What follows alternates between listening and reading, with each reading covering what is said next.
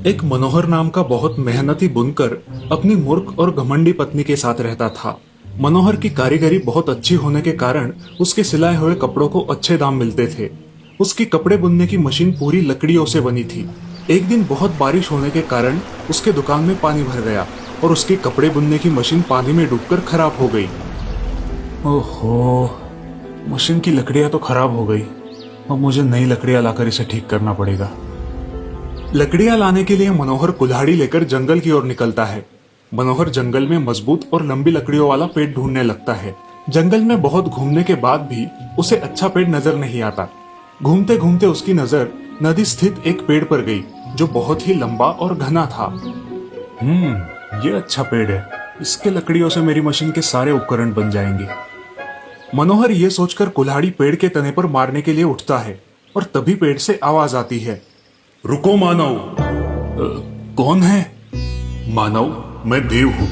मैं इस वृक्ष पर आनंद से रहता हूँ और नदी के किनारे शीतल हवा का आनंद लेता हूँ, और वैसे भी वृक्ष काटना उचित नहीं है। मैं भी लाचार हूँ प्रभु। इस पेड़ की लकड़ियाँ मेरे मशीन के लिए अच्छी है। लकड़ियों के बिना मेरे मशीन के उपकरण नहीं बनेंगे और मेरा कपड़ा नहीं बुनेगा। प्रभु, मेरा परिवार भूखा मर जाएगा, इसलिए मैं इस वृक्ष की शाखाएं काटने के लिए विवश हूँ प्रभु। अगर ऐसा है तो तुम कोई भी एक वर मांग लो, मैं उसे पूरा करूंगा। केवल तुम इस वृक्ष को मत तोड़ो। प्रभु, यदि यही बात है तो मुझे सोचने के लिए एक दिन का समय चाहिए। मैं मेरी पत्नी और मित्र से सलाह करके आपसे वर मांगूंगा। ठीक है मानव, मैं तुम्हारी यही प्रतीक्षा करूंगा। ये कहकर देव अदृश्य हो गए। मनोहर अब जल्दी जल्दी घर जाने लगा। गांव में जाते ही मनोहर की भेंट अपने मित्र नाई से हुई। अरे मित्र, क्या हुआ? बड़ी सोच में दिखाई देते हो। घर में सब ठीक है ना? क्या बताऊं मेरे दोस्त, मेरी बुनाई की मशीन कल पानी में खराब हो गई। अब मनोहर उसके दोस्त नाई को जंगल में घटी सारी घटना विस्तार से बताता है। अब तुम ही बताओ, मैं भगवान से क्या वर मांगू? क्या बात कर रहे हो? सच में? हाँ मित्र, ये सच बात है। यदि ऐसा ही है तो तुम एक राज्य मांग लो। तुम उस राज्य के राजा बन जाना और मैं राज्य का मंत्री बन जाऊंगा। हम सब सुख में रहेंगे।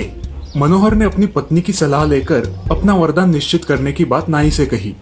मित्र, तुम्हारी पत्नी बहुत ही घमंडी और मूर्ख है, ये तुम्हें भी पता है, और ऐसी स्त्री को किसी भी निर्णय में समाविष्ट करना ठीक नहीं है। घमंडी और मूर्ख स्त्री को सुख साधन के अतिरिक्त कुछ भी नहीं सूझता है। मनोहर ने फिर भी अपनी पत्नी से सलाह करने के बाद ही अपना निर्णय लेने का विचार प्रकट किया। ठीक है, जैसा तुम चाहो। मनोहर घर जाकर अपनी पत्नी को बताता है, आज मुझे जंगल में देव मिले थे। उन्होंने मुझे एक वरदान दिया है। नाई की सलाह है कि एक राज्य मांग लो। अब तुम ही बताओ, मुझे क्या मांगना चाहिए? राज्य शासन का काम कष्टप्रद होता है। राजा बनने के बाद उसे बहुत सारे काम होते हैं और वो संसार के लिए वक्त ही नहीं दे पाता। ऐसा हीरो से भरा मुकुट किस काम का, जो बहुत सारी मुश्किलों को साथ ले आए। हाँ भाग्यवान, तुम्हारी बात तो सच है। भगवान राजा राम को और राजा नल को भी राजा बनने के बाद कौन सा राज्य का सुख मिला था, और क्या पता हमें भी राज्य का सुख मिले या ना मिले। मगर ये प्रश्न है कि अगर राज्य ना मांगा जाए तो हमें क्या मांगना चाहिए? तुम अकेले ही जो 2 हाथों से कपड़ा बुनते हो, उससे हमारी गृहस्थी अच्छी चलती है। यदि तुम्हारे 2 हाथ की जगह 4 हाथ हो जाए और एक सर की जगह 2 सर आ जाए तो तुम्हारा कपड़ा बुनना डबल हो जाएगा और हमारा मुनाफा भी ज्यादा हो जाएगा। इससे हमारा समाज में मान बढ़ेगा। मनोहर को ये बात पसंद आती है। अब वो जंगल में पेड़ के पास जाता है और वहाँ भगवान प्रकट होते हैं। आओ मानव, बोलो, तुम्हें क्या वरदान चाहिए? प्रभु, मुझे 2 सिर और 4 हाथ चाहिए। मानव, तुम 2 सिर और 4 हाथों का क्या करोगे?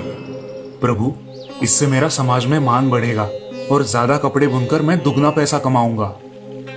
भगवान मन ही मन हंसते हैं और कहते हैं कि मानव की बुद्धि कुछ भी मांग सकती है। तथास्तु। भगवान मनोहर को वरदान देकर लुप्त हो जाते हैं। अब मनोहर को 2 सिर और 4 हाथ आ जाते हैं। मनोहर गांव में जाता है तो छोटे छोटे बच्चे उसे देखकर डर जाते हैं। सभी लोग भी मनोहर का ये रूप देखकर डर जाते हैं और भागने लगते हैं। तभी गांव के 4-5 लोग लकड़ियां लेकर आते हैं और मनोहर को बहुत मारते हैं। उन लोगों की मार खाकर मनोहर बेहोश पड़ जाता है। यह बात उसकी पत्नी को पता चलती है। वो तुरंत उसे देखने वहां पहुंचती है और मनोहर को बेहोश पड़ा देख रोने लगती है। इस कहानी से हमें ये सीख मिलती है कि हमें निसर्ग के विपरीत कोई काम नहीं करना चाहिए और जितना है उसी में खुश रहना चाहिए।